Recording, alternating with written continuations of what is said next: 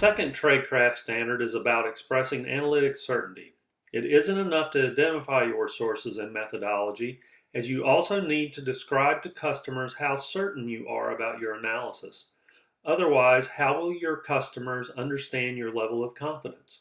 In this module, you will consider two ways to convey certainty in your writing, by expressing likelihood and confidence levels.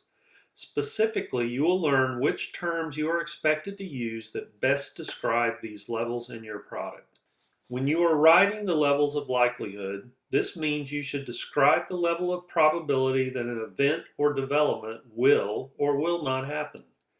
The expressing likelihood chart shows the preferred terms you should use to describe various levels of likelihood. The chart ranges from listing terms to indicate a fact you are certain will happen at the top, down to using terms to indicate a fact you are certain will not happen, with the gray area in between. Of course, these levels are subjective, so you'll need to choose the term that best reflects your knowledge of that analytic issue. There are no percentage ranges on the expressing likelihood chart.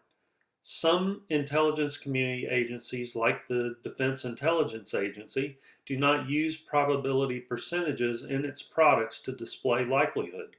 Be sure to consult your agency's guidelines for how to express likelihood. While you express the likelihood of your analysis with specific terms, you express your confidence level based on your reasoning. You should always take into account knowledge gaps, assumptions, the number, quality, and diversity of sources, and the potential for deception when expressing your confidence level. You can refer to the identifying confidence chart to determine the level of confidence with your analysis.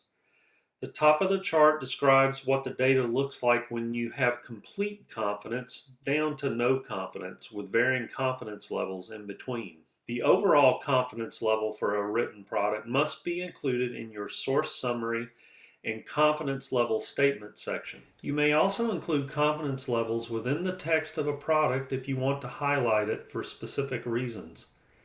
In this example of an unclassified document, the analyst included the confidence statement on the first page.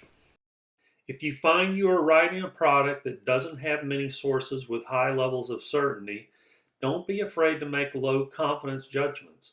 As long as you describe the reasons for your low confidence and use the appropriate likelihood term, you can still meet the requirements of this tradecraft standard.